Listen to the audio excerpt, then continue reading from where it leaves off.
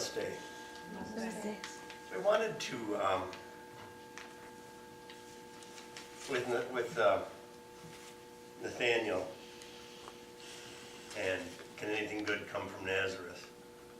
And there's so much really in that. But I wanted to compare and contrast it to Buddhism and right view. And even, although I didn't set out to be this clever, it's helpful when serendipity makes you more clever than you really are. The two readings from Buddhism reflect two different schools of Buddhism. And the first one from the BBC, which really should have been read in a proper British accent. I don't do accents, sorry. My kid does. Well, let's not get into that. That's like opening Pandora's box to allow, It's pretty funny when he does the readings at church. Oh, He doesn't ever do it during the actual thing, but when we have rehearsals and run-throughs for programs, he'll do voices and yeah. Sorry. that's all right. The first reading is really a more, well, they're stinky. Each reading has a couple of problems. The first one is that in the first one, it's true that Buddhism rejected the caste system. But the caste system, when it started, was really an outgrowth of this Hindu notion that we all have our Dharma. And in Hinduism, Dharma doesn't mean the teachings. In Buddhism, Dharma means the teachings. And the other confusing thing is, in the earlier languages of Buddhist teaching, which was Pali, it wasn't Dharma, it was Dhamma. It wasn't, what's the other one? Oh, they weren't,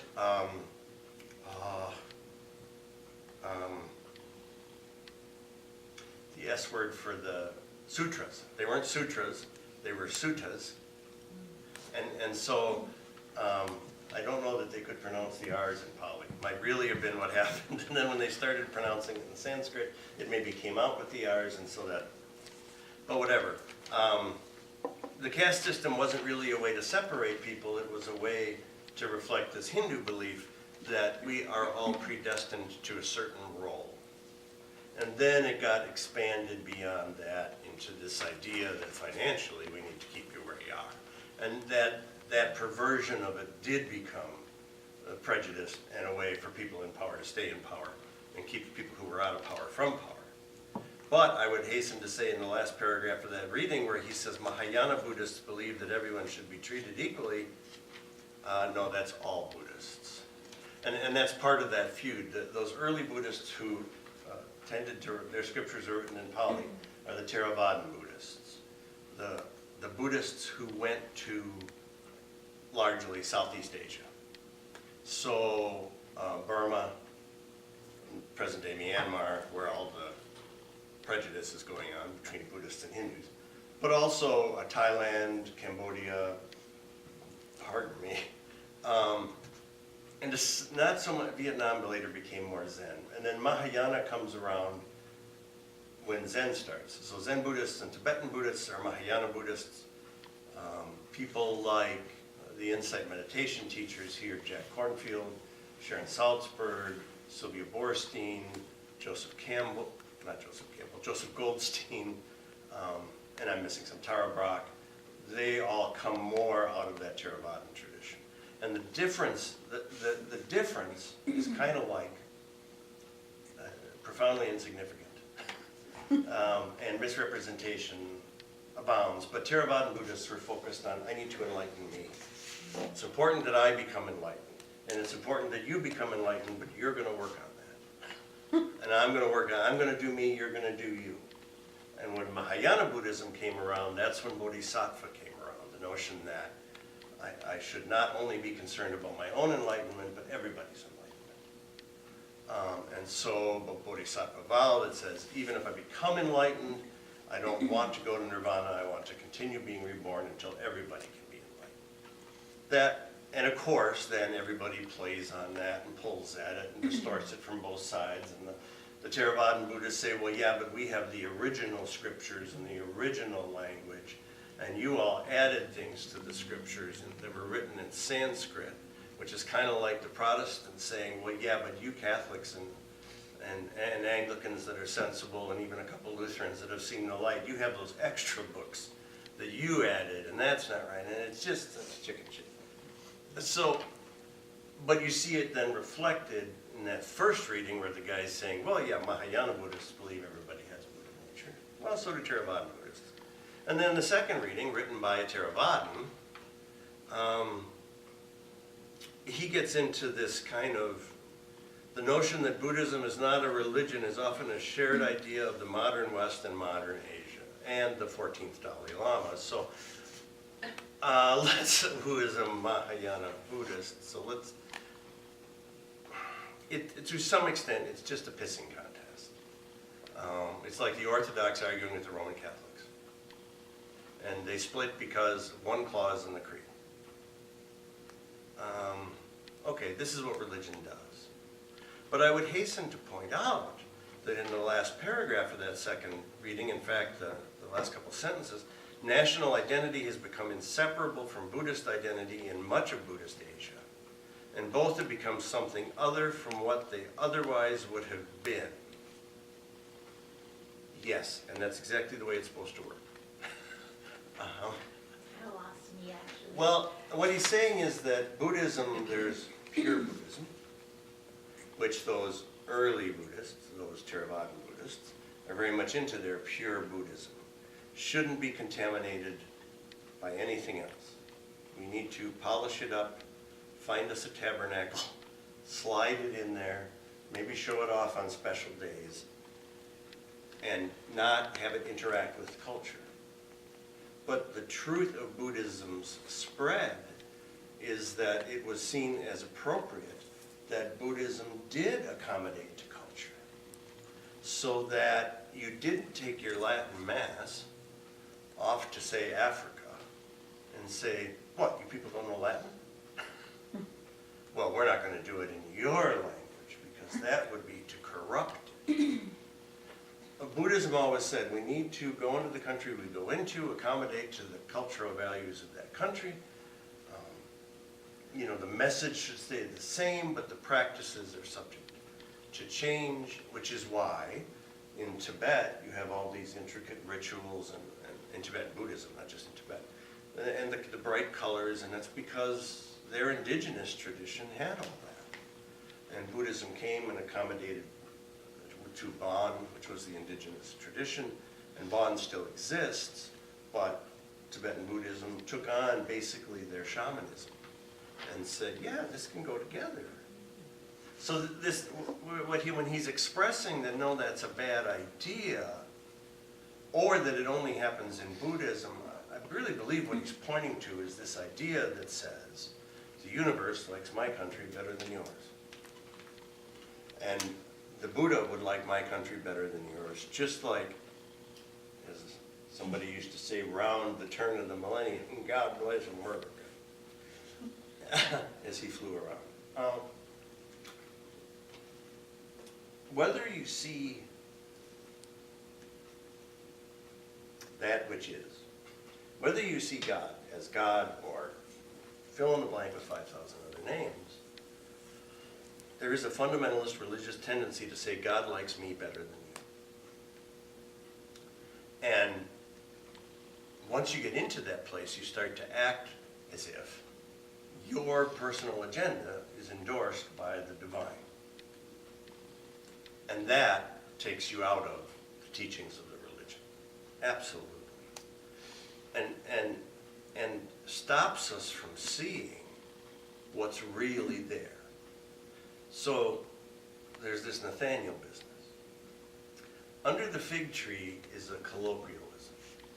It means that Jesus saw Nathaniel when he was studying Torah. That's what it means to sit under the fig tree, or what it meant at that time. Obviously to us it doesn't. And it creates that same confusion, that if somebody wrote today about all the people who used to watch the submarine races along the shores of Lake Michigan, and then they wouldn't they would find out there really weren't any submarines. You know, something would be lost in that. And so what the connection for Nathaniel isn't really that, hey, this guy saw me sitting under a particular tree and I didn't even know he was there. What he was saying is that what happened was this guy recognized the spiritual quality in me. So Jesus goes from being peeping Tom, maybe to how we would see it, or visionary, more to recognizing spiritual presence and authenticity. And it's a better explanation for why Nathaniel responds the way he does. You know, he doesn't say, Rabbi, you sneak around pretty good, you caught me under the tree. He says, no, you must be God's son. Which isn't, for Nathaniel, an exclusive claim. He's not saying, you're the Messiah, you're the biological son of God. He's saying, you know, almost namaste. The holy in me recognizes the holy in you. And it's a whole different experience. And what it allows him to do is transcend this idea, can anything good come from Nazareth? I know I mentioned this video a couple weeks ago, but Tracy wasn't here. The video that South Milwaukee made that said at least we're not West Dallas. I watched it. Oh, you watched Yeah, it? I did, yeah. Yeah, you know, I mean, there's that kind of thing that, again, is, we talked last week, I think it was about in-group and out-group. I need to know, am I okay? And to really be sure I'm okay, I have to find somebody who isn't. And this is where I think, Debbie, you raised a really good point. Was it last week or the week before? There's a difference between instinct and intuition. And we really need to fight those instinctive reactions that no longer serve us. And that's part of evolution. You know, I want to say that there were probably certain things you did to secure your house at night when you were living in the little house on the prairie. You were afraid that Merlin Olsen might show up at your door. That you don't do today. And yet, you know, the old, almost comical things you used to see in movies and TV where people in New York City would have like 5 locks on their apartment door. You know, you didn't have to do that when you were living on the prairie. And so whatever it is that makes us feel safe changes over time. And if we continue to do those things that they did, say, 1,000 years ago, to try and feel safe or okay today, we're going to miss the boat. First of all, we're not going to be safe. And second of all, we're going to be doing a whole lot of stuff that has no purpose anymore. And I want to say that prejudice is one of those. Prejudice is a residual of tribalism. And it no longer serves us. Now, I want to say that there are times when if somebody's coming down the street towards you and they appear to be menacing to you, it is not, and people would disagree with me strongly, it is not prejudice to cross the street. It's following your intuition. It's saying, this doesn't look good. It's not, and it doesn't matter, in truth, who it is that's coming. In fact, many of those decisions are made long before you know who's coming, especially at night. You can't see who's coming, but if there's a bunch of guys, let's just say, to use more of a 50s example, swinging chains and carrying pipes, not smoking pipes, but plumbing pipes, it doesn't matter who it is, you're going to cross the street. And there are people who are part of the prejudice discussion that want to take us down those byways and make the cost of not being prejudiced be the cost of not listening to our intuition, of not doing the things we need to be safe. Somebody said to me, if you're not prejudiced, you're willing to drive down North Avenue from 124th Street to the lakefront anytime, day or night. No. If you're stupid, okay, you're willing to take that drive. prejudice isn't about, I'm gonna look out for my safety.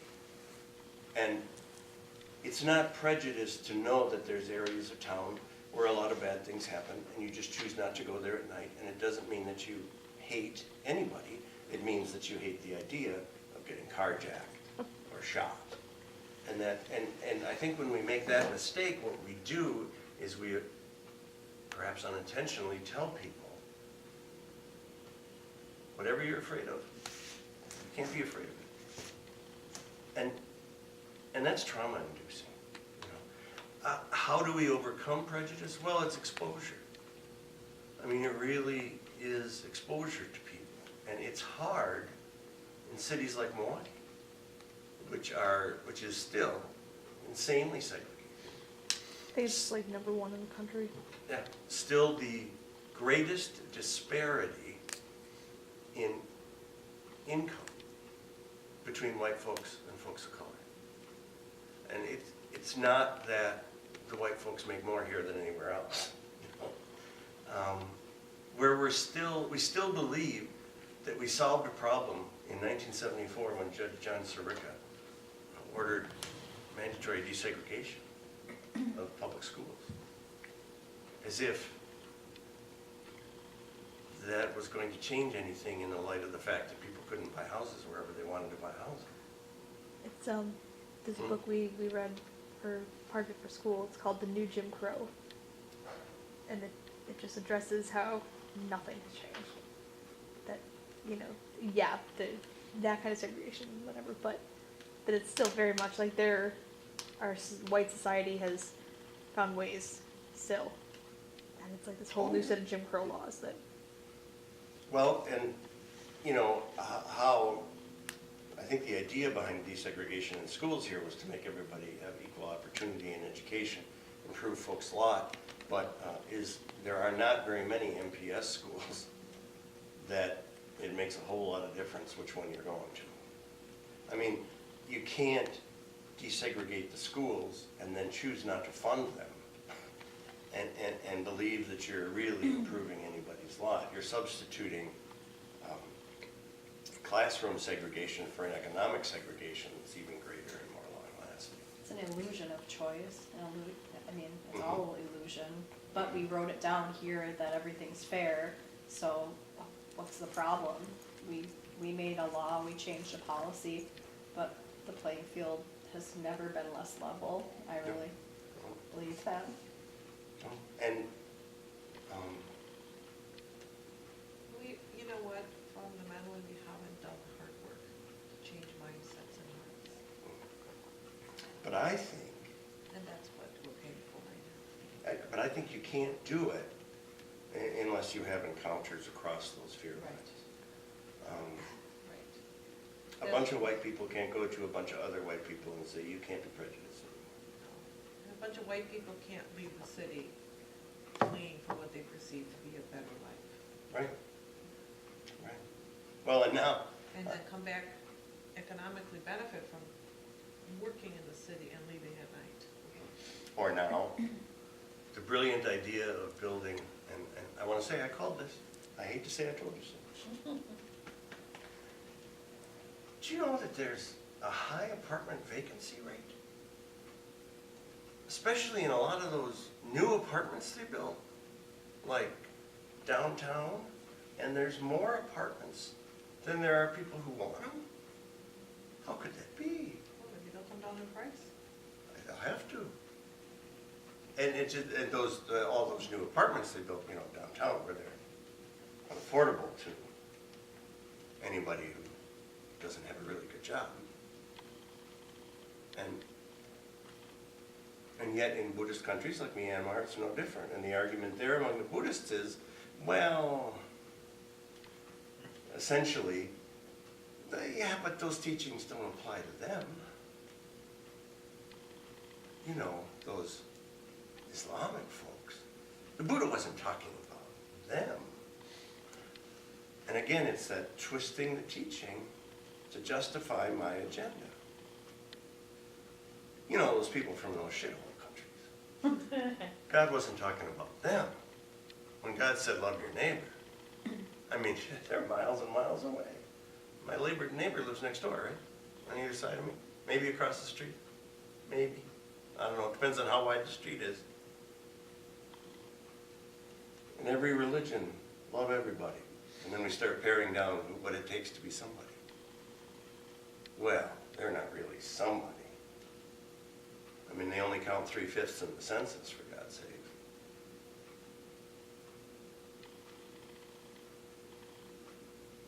And the church is silent, largely, especially on the parish level, because whoever's the pastor doesn't want to get in trouble with the congregation. Because they will say to you, when this is true, they pay your salary. I just don't understand how some issues are political.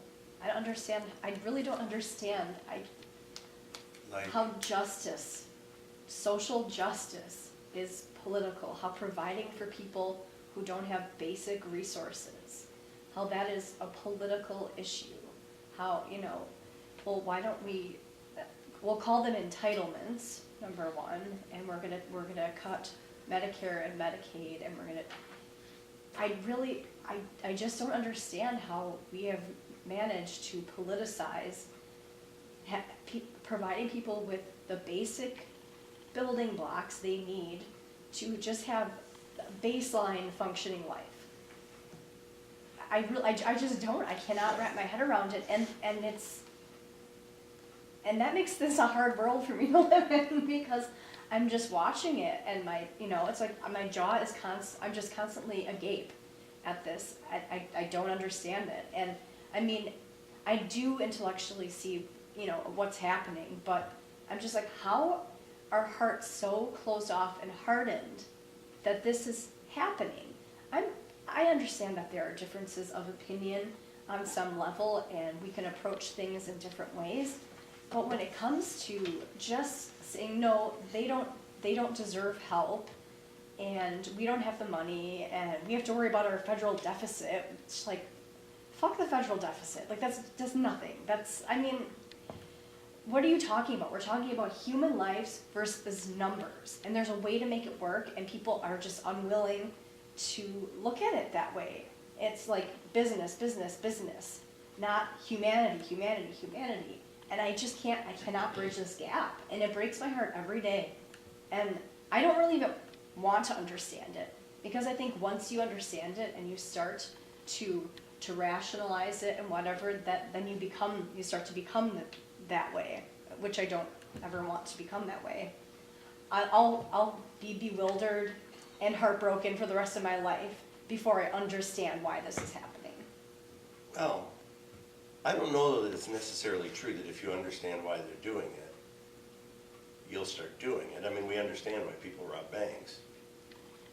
And yet, except on Thursdays and months that end in Y, I don't even think about robbing banks. Sure. I perhaps misspoke or... But I think it's a legitimate question. Maybe we need to separate understanding from agreement. So you can understand the distorted way they think without agreeing with it. I can't. Okay. And to top that off, it's really hard for me to have compassion for Yes. people who are so ignorant and ugly on the inside. See, where I find compassion there is looking at somebody. Shut up. We're But going like to call her Miss Congenial, which is a good thing. You need a Miss Congenial. looking, and because you look at that, it's like, how miserable must your life be? And that's where my compassion comes in. That it's, God, how miserable must you be that this is your attitude, that this is how you view the world. Like That's a reach. but it's for me. It's a reach. Because there's so many times when I look at him like, God, I feel bad.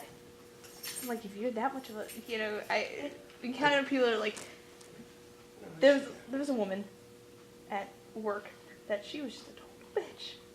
She was miserable. She made the kids miserable. And I was like, what is wrong with your life? that you are this unhappy, and this, like, because clearly there is something very wrong. You know, and so for me, that's, yeah, I mean, I look at this world, and it breaks my heart.